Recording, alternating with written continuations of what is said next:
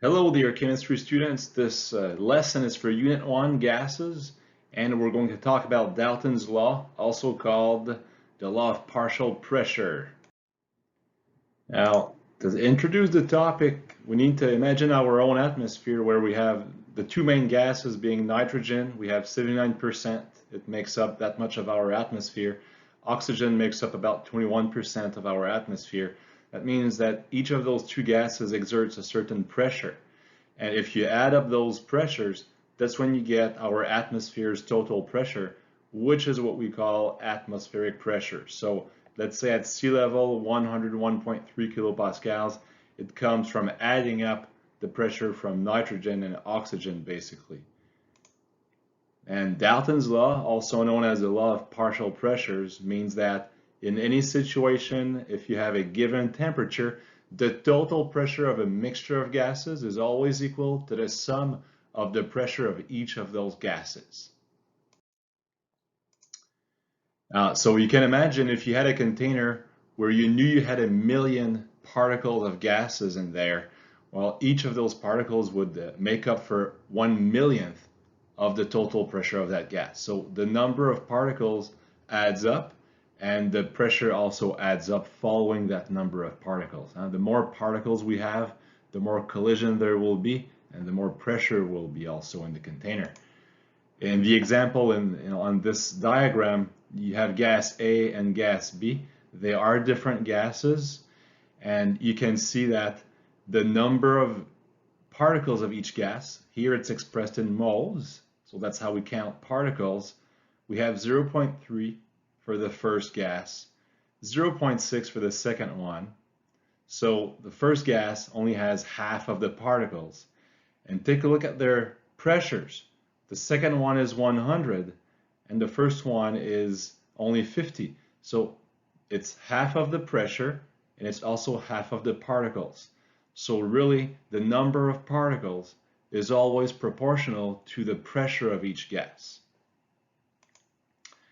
And so for any mixture of gases, the total pressure, that's PT, it's the sum of the individual pressure of each gas. And each individual pressure is called the partial pressure of a gas. And it comes from the number of particles you have for that gas. If we're going to calculate anything about gases, well, we can use this formula if we have a mixture where we can find the total pressure by adding all the partial pressures of each gases. So that would be pretty easy to use. It doesn't matter how many gases you have, you can add them up and it's going to give you the total pressure of that system as long as they're under the same unit. Now, if in one mixture you need to work with one gas, you can use this new formula, which is for the partial pressure of only one gas. You need to take the number of moles of that gas and divide it by the total number of moles of the system. So that's all of the moles of all the gases present added together and multiplied by the total pressure. That will give you the partial pressure of one gas at a time. Let's practice. We're going to try example 1 together. Atmospheric pressure at sea level is 101.3 kilopascals at 0 degrees Celsius. Knowing that the air is composed approximately of 20% oxygen and 80% nitrogen, what is the partial pressure contributed by nitrogen in atmospheric pressure? So remember, we have our formula to find our partial pressure. So we're looking for the partial pressure of nitrogen gas.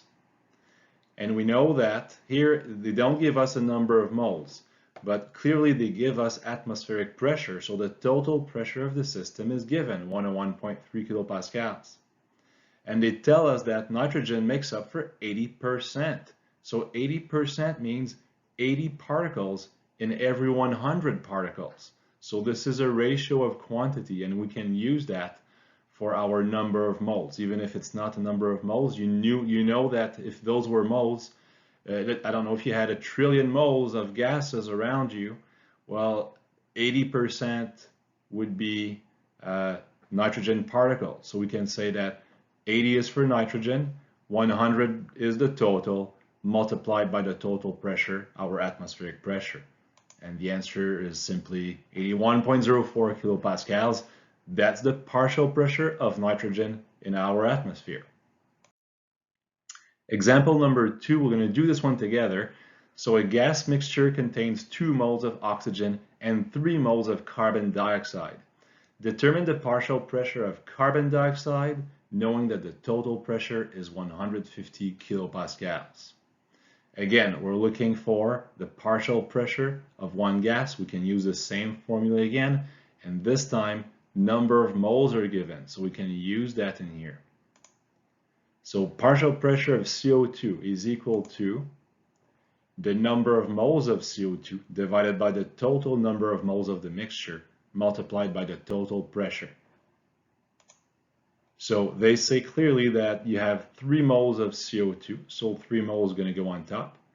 For the bottom part, watch out, a common mistake here would be to go too fast and just plug in 2 moles, but it's the total number of moles, so you need to add up 2 moles of oxygen plus 3 moles of CO2, so it's 5 moles total, and the total pressure is given 150 kilopascals, so the partial pressure of CO2 would be 90 kilopascals.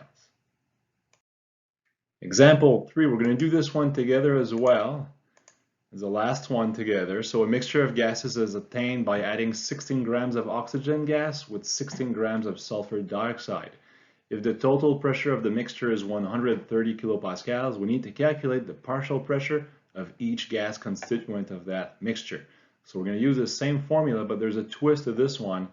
When dealing with pressure and number of particles, the pressure is only proportional to the number of particles, which is given by the mole, not the mass. Because we remember that 1 mole of different gases will have a different mass. So the mass is not proportional to your pressure, only the number of moles. So the first thing to do for both gases is going to be to find the number of moles present in that mass. So 16 grams of oxygen divided by the molar mass of dioxygen. I know oxygen is 16 grams per mole, but it's dioxygen, so that's why the molar mass is 32. So you have mass over molar mass equals 0.5 moles for oxygen. And for sulfur dioxide, 16 grams is the mass divided by the molar mass, 64.7. It's 0.25 moles. So we see that 0.5 moles of oxygen, 0.25 moles of SO2, so that's half of it. So that should be proportional in our partial pressures as well. And let's calculate that. For oxygen, we have 0.5 moles divided by the total number of moles, 0.75. Multiply that by the total pressure for a partial pressure of 87 kilopascals. And finally, the partial pressure for SO2, number of moles is 0.25.